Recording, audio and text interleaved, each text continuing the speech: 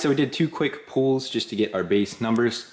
We made 413 wheel horsepower at 5,800 RPM and then 426 foot-pounds of torque at around 4,100 RPM.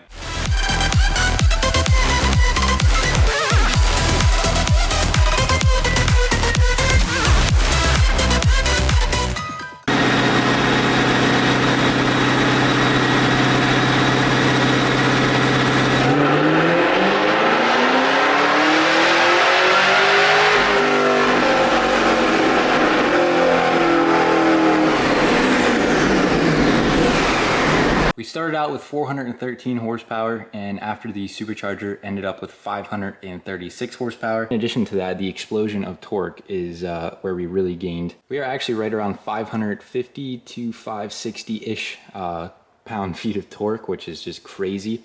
That's a huge gain there, over 100 foot-pounds of torque. And the horsepower isn't bad either.